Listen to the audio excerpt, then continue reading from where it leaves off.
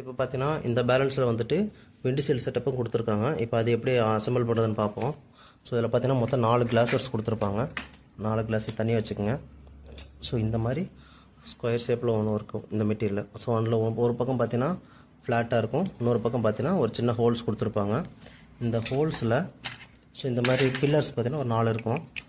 So அதில் ஒரு போர்ஷனில் மட்டும் இங்கே பார்த்தீங்கன்னா தெரியும், இந்த இடத்துல ஒரு சின்ன ஸ்லாட் கொடுத்துருக்காங்க இல்லையா, இந்த சின்ன ஸ்லாட்டை வந்து கரெக்டாக இதில் ஒரு சின்ன ஹோல்ஸ் வருது இல்லைங்களா, இந்த ஹோல்ஸுக்கு நேராக விடணும்.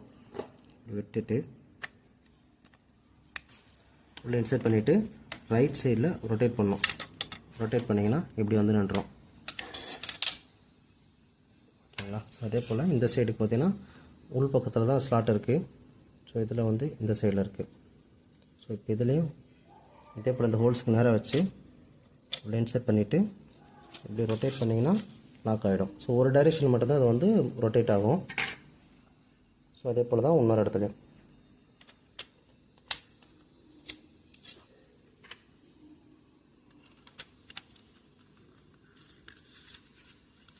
ஓகே.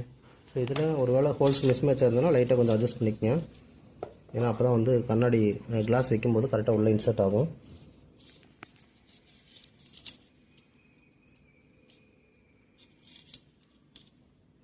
ஓகேங்களா. ஸோ இப்போ இதில் வந்து ஒவ்வொரு கிளாஸையும் வந்து ப்ளேஸ் பண்ணணும். இந்த ஹோல்ஸ்லையும் இந்த ஹோல்ஸ்லையும்.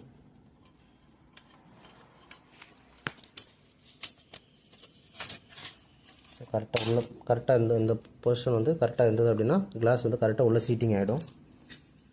இப்போ இதே போல் 4 சைடும். இப்போ பார்த்திங்க அப்படின்னா 4 பில்லர் ஃபிக்ஸ் பண்ணிவிட்டு 4 கிளாஸையும் போட்டாச்சு. ஸோ இப்போ இந்த டாப்பில் இந்த பிளேட் இருக்கும், இது மேலே எடுத்து வச்சுக்கலாம். அவ்வளோதான், சும்மா ப்ளேஸ் பண்ணாலே போதும். ஸோ இப்போ இதை வந்துட்டு நீங்கள் விண்டிஷீல்ட் வேணும் அப்படின்னா நீங்கள் இந்த யூனிட்டை அப்படியே வந்து மேலே தூக்கி வச்சிடலாம். ஓகேங்களா. ஸோ அவ்வளோதான், இந்த போர்ஷனை யூஸ் பண்ணலாம். இப்போ உங்களுக்கு ஒரு வேளை இது வேணும்னா மேலே டாப் மட்டும் எடுத்துகிட்டு இந்த மாதிரி யூஸ் பண்ணிக்கலாம்.